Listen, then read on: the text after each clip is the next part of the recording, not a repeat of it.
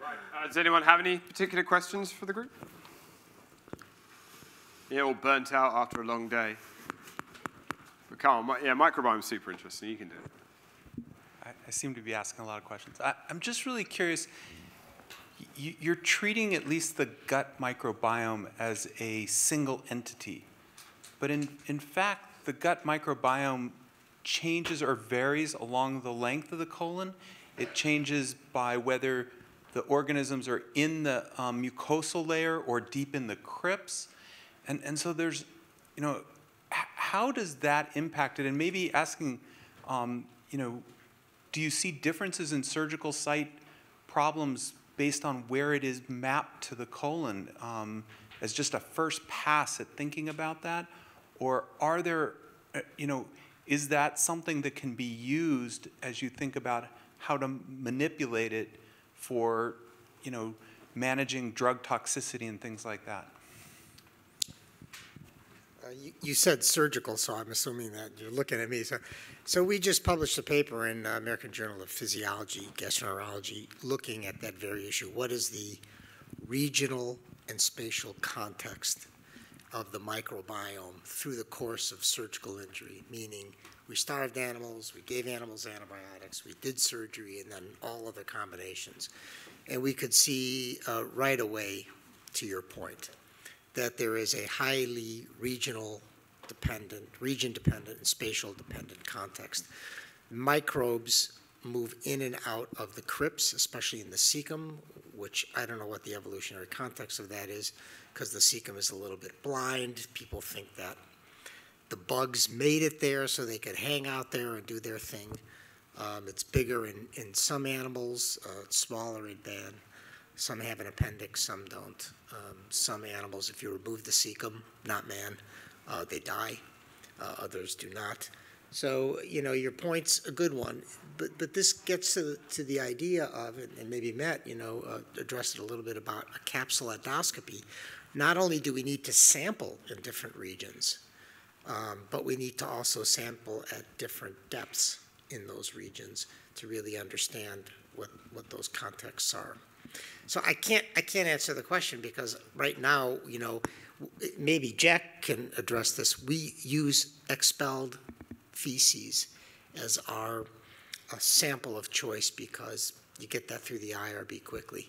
We also use the biopsies, right? I mean, we use biopsies when we can get them, but somebody's going to have to make a biogeographical map at some point.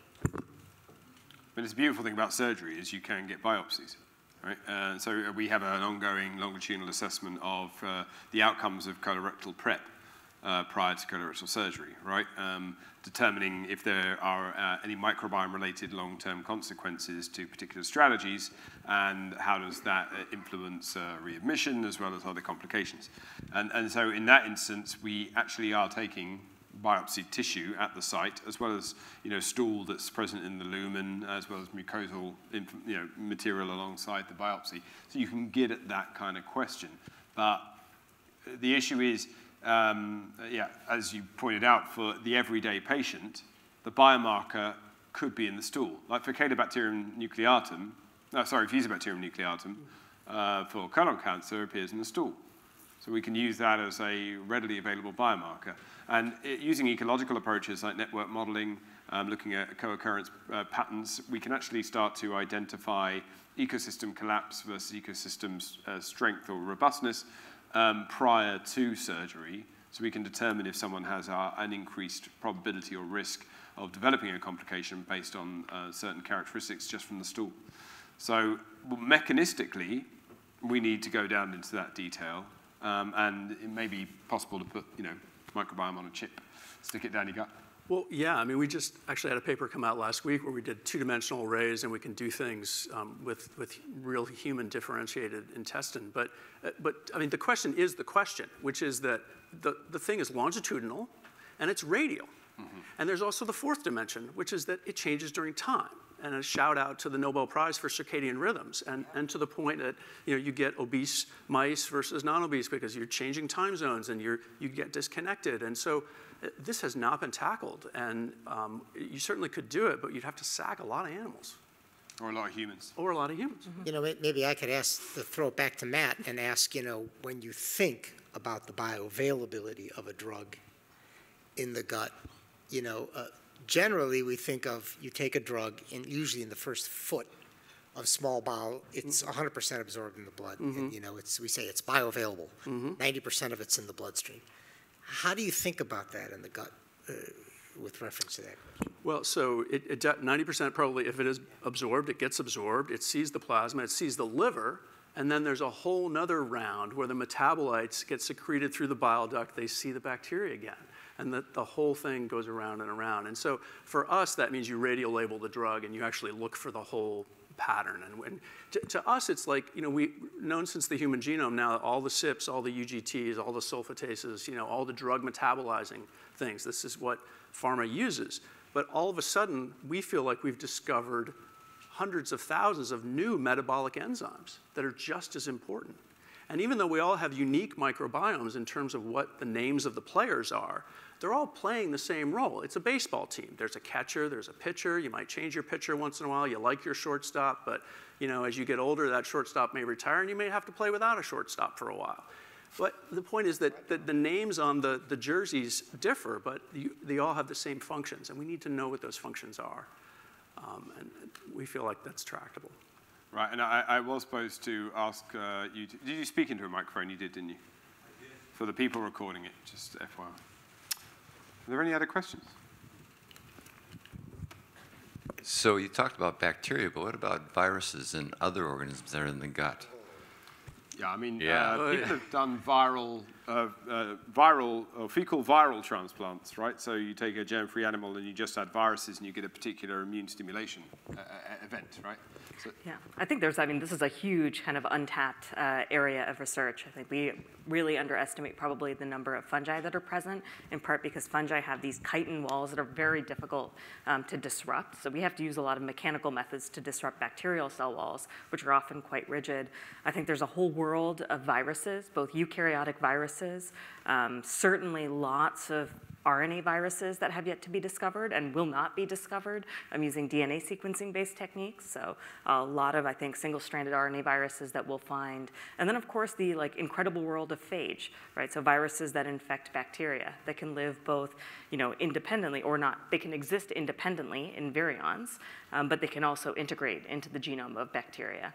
And so I think there is a huge area of, you know, microbial dark matter that we have yet to define.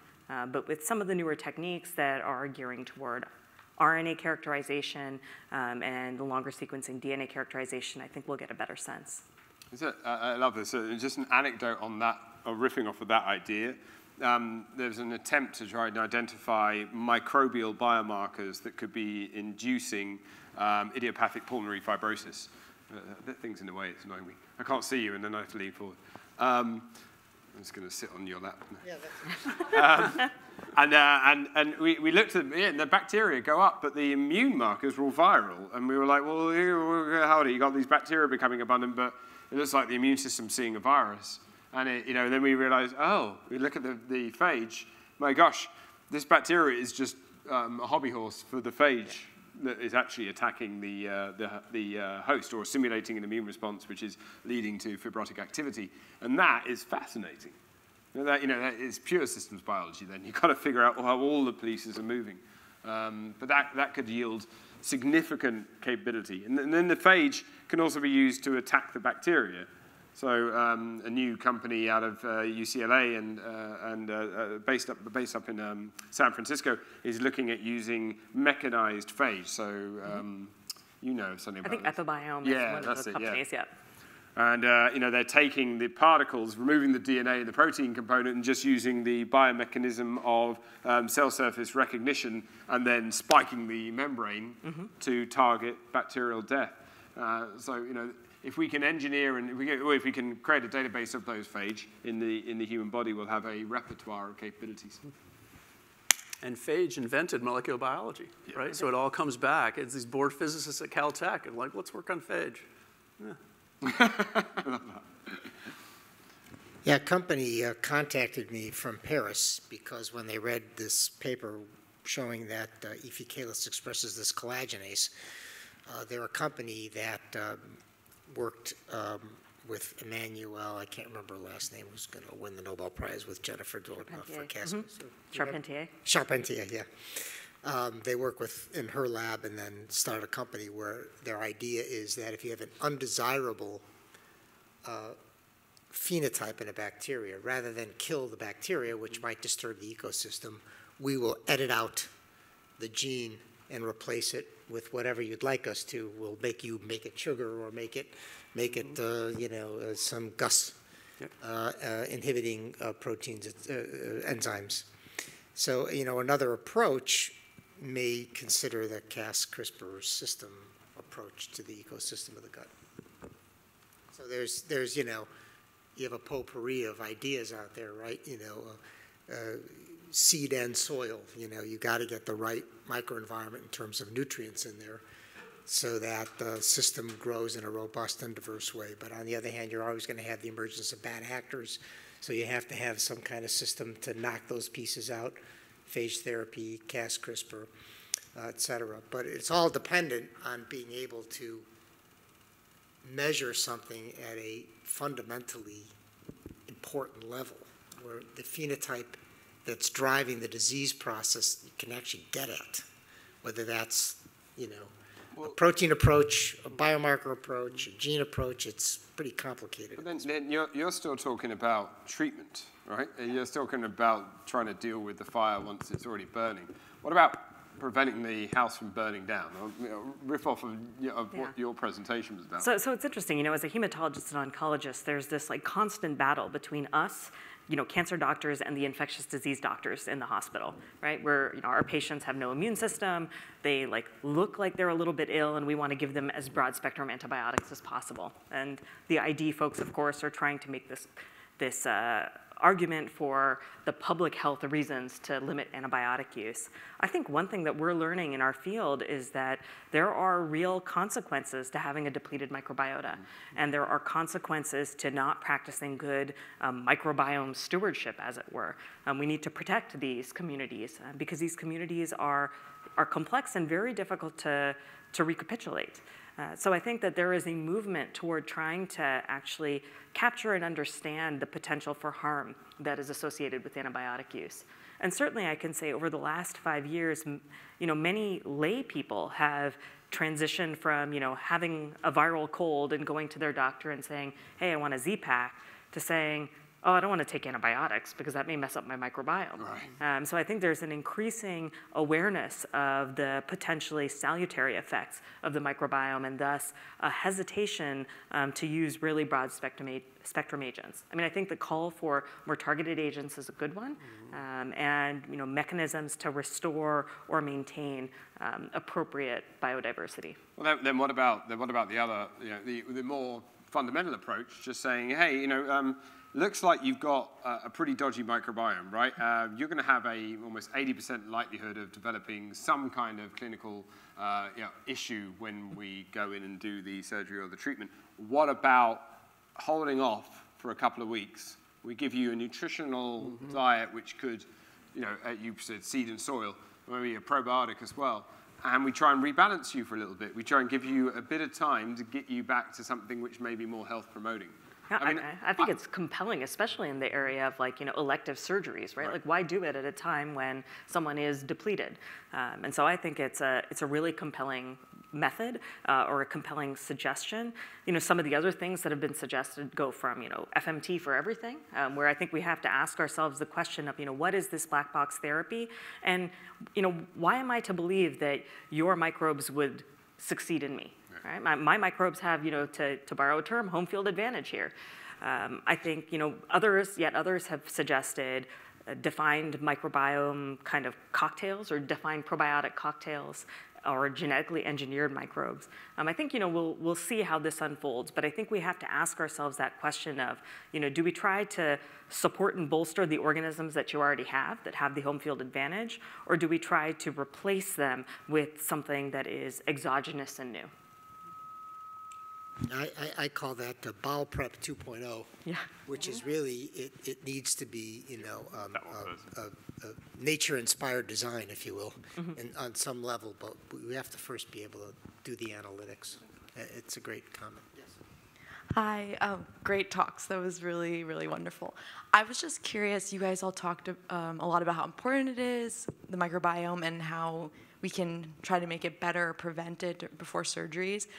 But something that I've noticed is doctors not being on the same page. Like as a graduate student, I've gone to doctors and kind of am looking for more of a scientific approach, and they either don't know, they know how important the microbiome is, but maybe don't really care. And so I was wondering, how do you think we can maybe help get the people who can help us? Like I can't prescribe myself things, right? Or like, I don't know, or get access to those tests that I want to try as a scientist. So how do we better that, I guess? I make a very, very specific point, right? There are companies out there where you can have your microbiome tested, and they tell you that they will communicate with your doctor or educate your doctor in how to interpret that data. I just want to point out something. I'm considered to know something about the microbiome, right? And I can't do that. If you gave me your microbiome profile, I would not with any certainty be able to stipulate what was wrong with you based on that microbiome, right? And so I don't know how they're doing it, but if they are, it's either via magic or they are selling something which is not necessarily true. Or they basically tell the doctors, look, you can't say anything because you're going to be sued if you say something, which is kind of ridiculous, right? So I would argue that we need to educate physicians, we need to get doctors up and running with the current state of play, but there is also a limited amount that we can activate right now without further clinical trials. Hence the reason, it's taken, 7 years to get FMT to a stage for one disease where it's being used routinely enough, but it's still under, you still have to have a... So it's under a blanket FDA IND, and for recurrent refractory C. diff, you still have to get a single-use IND to use it in the upfront setting. Right. So it's not approved for the upfront setting. And I share your experience. I mean, I am a physician, and I think I know some stuff about the microbiome. I certainly care a lot about it. And I get people's, fill-in-the-blank profiles every single week saying, like, all right, what should I do? And I mean, my response is like, well, that's very interesting. My response is read my book. My next response is going to be read Jack's book. Buy it and then read it. Yes. Buy Jack's book. Yeah. But I think that this fundamentally comes down to the point that it is the responsibility of those of us on the stage and others who are actively doing research in this field to push forward prospective clinical studies so that we can actually figure out what is and is not actionable. Right. Because at this point in time, any recommendation that I make to you based on your microbiome profile is essentially anecdote, or even worse than anecdote based on no data at all. So I don't even have the benefit of saying, well, there was this one time that I saw this person who had, 0.3% bifido, and I recommended that they have this kombucha, and, then they went to Italy. I love that. Sorry, that was brilliant. It is frustrating, though. I mean, just listening to everybody's talks, at the atomic level, that was a great analogy, Matt, with starting with penicillin, how we understand literally how the atoms align up for that drug to actually hit its target and then, induce the effect, the pharmacological effect. And then all the genetic work that's being done to try to grind down really on how you have in vivo horizontal gene transfer as a result of, I always think about a bone marrow transplant. If you think about it, nobody should live through it. Mm-hmm. I'm going to poison you to kill every immune cell in your body. Then I'm going to give you back this product, and I'm going to put you in the most microbial hostile environment known to man, a hospital. And you're going to survive 95% of the time, albeit there's recurrence rates at a year that are high, and some people die of infection. But it's still not a miracle. It's you're weaving between what works by trial and error and empiricism to what you can understand at the molecular and atomic level. But you can't just proselytize. You can't proselytize. And you can't, as a physician, be an empiricist. You have to be, hugging the science as much as you can. Now, I will say one cool thing that we could do is potentially facilitate people like you who are interested to do longitudinal experiments on yourself, right? And facilitate N-of-1 experimentation in a safe and responsible manner where data are collected. Not only microbiome data, but I think what's critically lacking is really good clinical phenotyping data over time. Data. One of the things I'm always challenged with by my own field is to look at gene-environment interaction. And I'm a geneticist and naturally biased to look at human genetics because it's bounded, 3 billion base pairs, and I can get my head around that, But with the environment, it's just enormous. And you've compartmentalized environment in a sense to the gut and to microbiome. So I was wondering, you gave a really nice illustration of asthma and Hutterites and Amish.